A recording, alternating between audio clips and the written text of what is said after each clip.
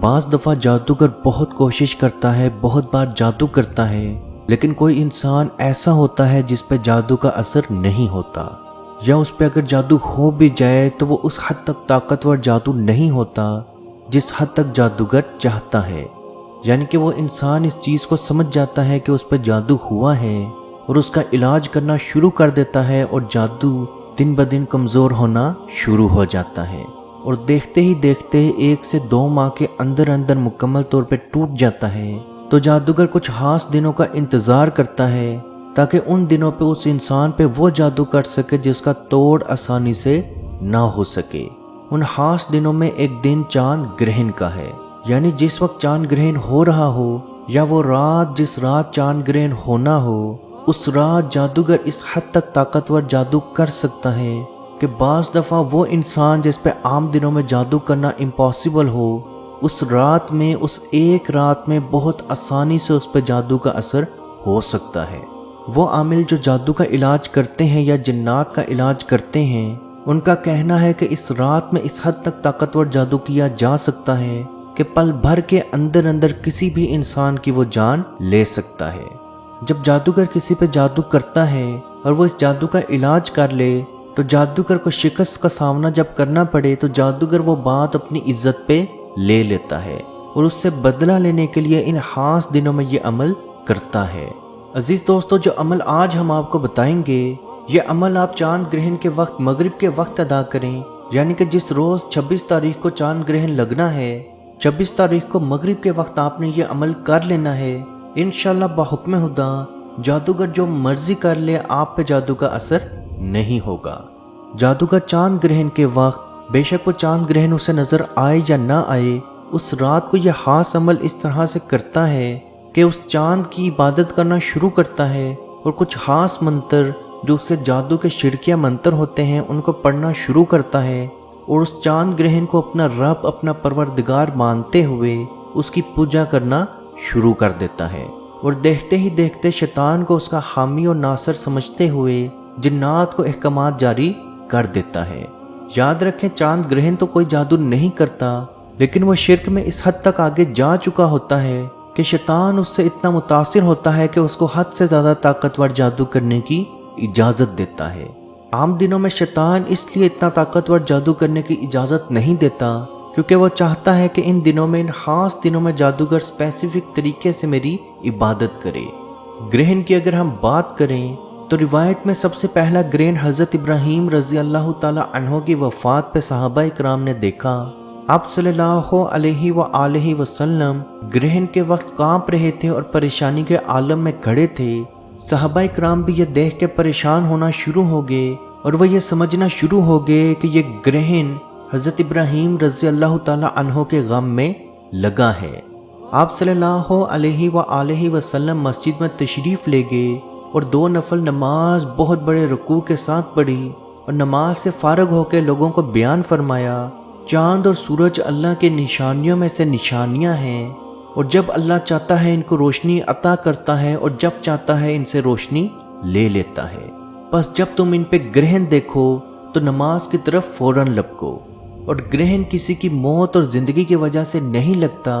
یہ اللہ کی دی ہوئی نشانیاں ہیں، اور جب تم یہ نشانیاں دیکھو تو نماز کی طرف فوراً لپکو۔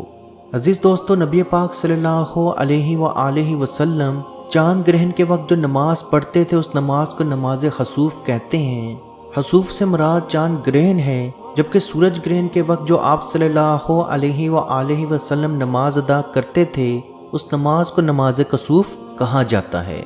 نماز خسوف کیسے ادا کی جائے تو اس کا طریقہ آپ اس کی نیت سے ہی سمجھ جائیں گے۔ میں نیت کرتا ہوں 2 رکعت نفل نماز خسوف کی، منہ میرا طرف قبلہ شریف، اللہ اکبر۔ جس طرح آپ نارمل 2 نفل نماز ادا کرتے ہیں، بالکل اسی طرح سے آپ نے یہ نفل ادا کر لینے ہیں۔ اب وہ کون سا عمل ہے جس کی وجہ سے جادوگر کا جادو آپ پہ اثر نہیں کرے گا؟ تو آپ نے مغرب کے وقت 7 بیری کے پتے لینے ہیں، بیری کے درخت کے 7 پتے لینے ہیں، اور وہ پتے ایسے ہوں جن پہ چوٹ نہ لگی ہو۔ آپ نے ان پتوں کو اچھی طرح سے واش کر کے اپنے ہاتھ میں پکڑ کے 7 مرتبہ درود شریف، 7 مرتبہ سورہ فاتحہ، 7 مرتبہ آیت الکرسی، 7 مرتبہ سورہ بقرہ کی آخری 2 آیات، اور 7 مرتبہ سورہ فلق اور سورہ ناس کی تلاوت کر لینی ہے۔ ان پتوں پہ آپ نے پھونک نہیں مارنی، بس ان پتوں کو آپ نے بالٹی کے پانی میں ڈال کے اس سے غسل کر لینا ہے۔ یاد رکھیں اعمال کا دار و مدار نیت پہ ہوتا ہے۔ آپ نے اپنے دل میں یہ نیت بالکل صاف رکھنی ہے کہ یہ عمل کرنے کی وجہ سے اللہ پاک مجھے جادو سے محفوظ رکھے گا۔ یاد رکھیں اس روز حد سے زیادہ طاقتور جادو کیا جاتا ہے، تو یہ عمل آپ 26 تاریخ کو ضرور کریں۔ عزیز دوستو، اس ویڈیو کو جہاں تک ہو سکے ضرور شیئر کریں، کیونکہ آپ کی وجہ سے اگر کوئی انسان کسی بیماری، کسی پریشانی، کسی جادو سے محفوظ رہے گا تو اس کا ثواب بھی آپ کو ضرور ملے گا۔ اللہ پاک سے دعا ہے کہ ہم سب کو اپنے حفظ و ایمان میں رکھے اور فلسطین کے مسلمانوں پہ خصوصی رحم فرمائے اور ان کو امن و سکون میں رکھے، اور جو مسلمان اولاد کے خواہش مند ہیں ان کو نیک اور صالحہ اولاد عطا فرمائے، جو بیٹے یا بیٹی کے خواہش مند ہیں ان کو بیٹے یا بیٹی کی نعمت عطا فرمائے، جو نوکری کے خواہش مند ہیں ان کو حلال رزق عطا فرمائے، جو بیمار ہیں ان کو شفا عطا فرمائے، اور جو پریشان ہیں ان کی پریشانی کو دور فرمائے، اور کشمیر کے بھائیوں پہ خصوصی رحم فرمائے اور ان کو آزادی کی نعمت عطا فرمائے۔ آمین۔ اللہ حافظ۔ یا رسول اللہ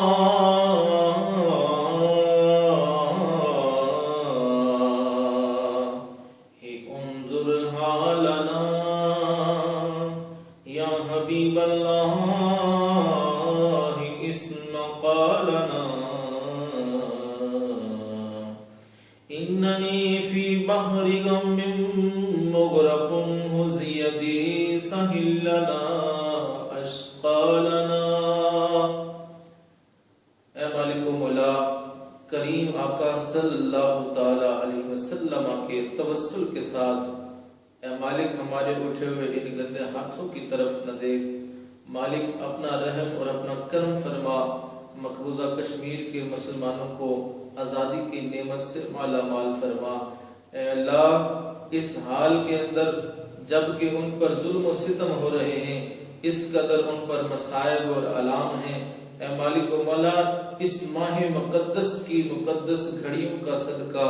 اے اللہ کشمیر کے مسلمانوں کو آزادی کی نعمت سے مالا مال فرما۔ اے مالک جو ان پر مصائب اور آلام بارش کی طرح برس رہے ہیں، اے مالک تو اپنا خاص فضل اور اپنا کرم فرما، ان کی اس آزمائش کو، اس امتحان کے اندر ان کو کامیاب فرما، ان کی اس آزمائش کو دور فرما۔ اے مالک و مولا اپنا کرم فرما، ان کو آزادی کی نعمت سے مالا مال فرما۔ اے مالک ہم گناہگار سیاہکار جو بھی ہیں تیرے محبوب کی امتی ہیں، تجھے تیرے نبی علیہ السلام کا اس کی محبوبیت کا واسطہ دے کر تجھ سے دعا مانگتے ہیں۔ اے مالک کشمیر کے مسلمانوں کو آزادی کی نعمت سے مالا مال فرما۔ اے مالک ملک پاکستان کو استحکام عطا فرما، ملک پاکستان کی سرحدوں کی خیر فرما، ملک پاکستان کی سرحدوں پر پہرا دینے والے